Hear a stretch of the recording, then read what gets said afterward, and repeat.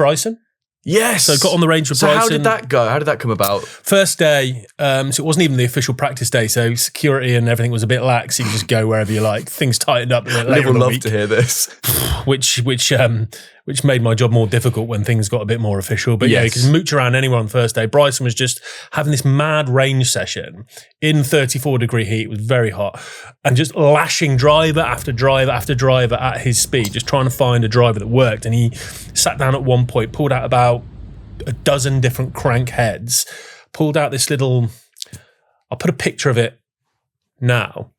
It was, I can't remember the name of it, some sort of radius curvature measuring digital device, pulled it out of his little science kit and sat with his 10, 12 heads, measuring curvature on the face to find out which had the most, which had the least, testing that. Like he'd just toss away some that presumably didn't have enough curvature because he's big into the curvature idea. So he was just dismissing some heads out of hand as soon as he measured them, trying out some others. One would get 2 shots, no chance. One might make it 3 or 4 shots, no. And then finally settled on one that was just an absolute stripe show. And so what was he measuring there? And how big do you think the differences could be? Like, are the differences really small to us, but to him and a man who understands all of that, he can see a big difference and goes, well, that isn't enough. I think sometimes, maybe ignorance is bliss. Once you start opening that box and you start to see there is a difference between heads, and I was chatting to his manager about it. Was his manager? No, his content director, my friend Hogan, who I like. Lovely Hogan. And he's done a lot with, because the LA Golf driver is now out, and that's all about face curvature, matching the correct face curvature to your speed to provide the right amount of gear effect is basically the basic principle. And he's done a lot of research and he's been measuring TaylorMade heads, Callaway heads, Ping heads.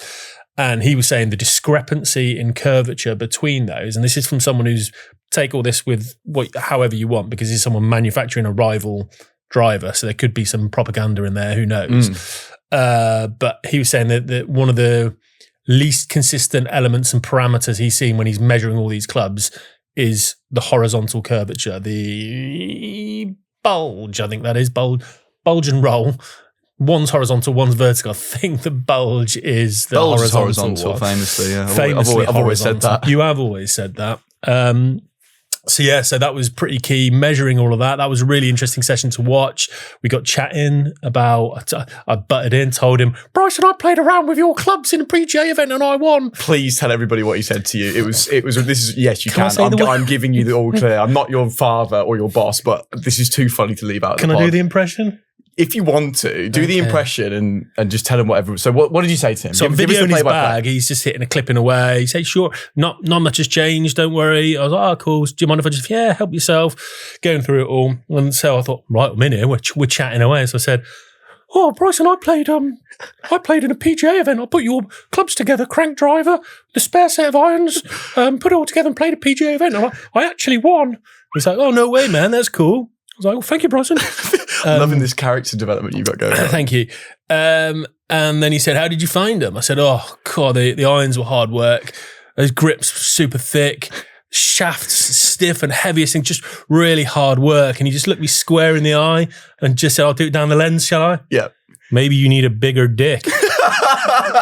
And that threw me somewhat there and then. That's a way to sort of assert dominance in the conversation. You know when you think of stuff afterwards, you would have been great retort. I've just gone, and I do. Scuttled off. I said something like, oh, no one sized me up that quickly before, but yeah. And I was thinking I could have come up with all sorts, like, oh, your mum doesn't mind. Anything I could have put in there. And I've just gone with, and I just videoed his stuff. Your mum doesn't mind would have put him right back in his box. He could have gone 1 or 2. And I thought that as I was walking away, I was like, that was a perfect mum joke. And I missed it. So that just added to the shambles. It was my Singapore trip, a missed opportunity there. But good to have a little chat with him. Like, fair play to you. You say good. But now embarrassed. Now everybody knows. That's your second conversation that you've had with him, because at JCB last summer, you sort of jumped in front of him while he was playing a practice round. The LIV liaison hated you. He was like, please don't do it. You just sort of tapped him on the shoulder between the first and second, said, can I film something? He said yes. He hit his tee shot on the second, then he sort of pointed you out and pulled you over, and you filmed this. Maybe we'll put it up. Yeah, I'm feeling a bit cheeky. Should we put it up? Well, we've sworn now, haven't we? Oh, I know, yeah, very naughty. So we'll put that up and play it. But he just told me to calm down, didn't he? But because you were flapping. Well, I shouldn't have been there. The guy specifically told me not to approach him. I ignored that. Yeah. Dived in front of the ropes. I'm just in the event now, interviewing him in the middle of things. So yeah, I was flapping a bit, I had no question prepared either. Yes. So I had to think of something on the spot.